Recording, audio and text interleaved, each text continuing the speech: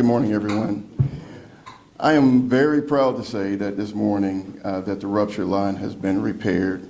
All of our customers impacted by the main break now have water service. I would like to take a step back to really explain what occurred, more importantly, the complications that were involved with repairing the water main break. So we discovered later on, after a very difficult time with shutting water off at the point of the main break, is that the valve was located directly under the point of the break, which prevented us from seeing the valve. We knew that there was a valve in the vicinity based on the placards that we had, so we had to come up with a plan very quickly. Not only did we need to come up with a plan very quickly, we needed to develop a plan that really minimized the impact throughout the city. So this is when we decided to install a device called a line stop in 3 different locations to localize the repairs. I'd like to say hyper-localize the repairs. Actually, this device allowed us to localize the repairs even better than we would have been able to if we had a valve in place. So those repairs took place. Again, we're working in a very confined area. I'd like to send a huge thanks to the men and women of the Department of Watershed Management and all of our partners within the City of Atlanta. As the mayor says, this is truly a group effort. All the while making these repairs, all of our movements or any movements of valves that disconnected anyone from service, we wanted to really make sure that we minimize the impact. So therefore, some of the work was done during night, during off-peak hours, just to make sure that we were mindful of the customer. So today the line has been repaired. I will tell you that we have not stopped there.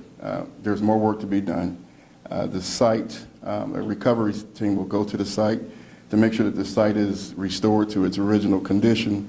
That will take a few days. This is a very intrusive procedure, required removal of significant amount of the road, excuse me. So now we're working on identifying ways that we can prevent this from happening again. This device that I have in my hand is a device that helps us to detect leaks earlier on.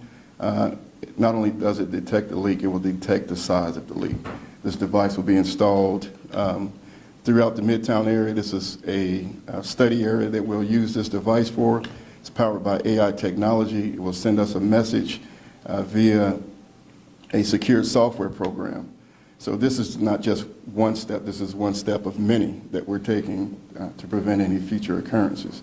We're also looking at valves that are in the area that did not properly seat when we were attempting to close those valves to conduct the repairs.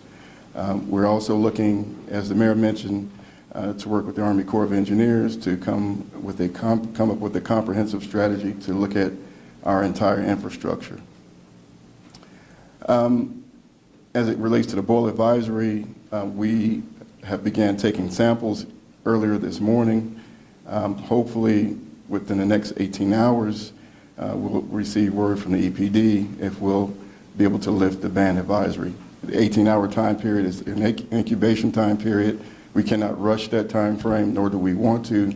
We want to ensure that we can provide safe drinking water to our residents. This is not just for a compliance issue. We want to make sure that we're good stewards and we're providing the best quality of water to our residents. And that's pretty much it for the repairs. Happy to address any questions, should you have any, about the repair process. Commissioner, is there any reason to believe that these breaks will continue? I know you said you don't think they're related earlier, but should residents be on watch or be concerned at all? I don't believe the residents should be concerned. I mentioned earlier we have over 3,000 miles of water sewer infrastructure. Water main breaks aren't uncommon. The scale of water main breaks that we experienced recently is not a routine experience.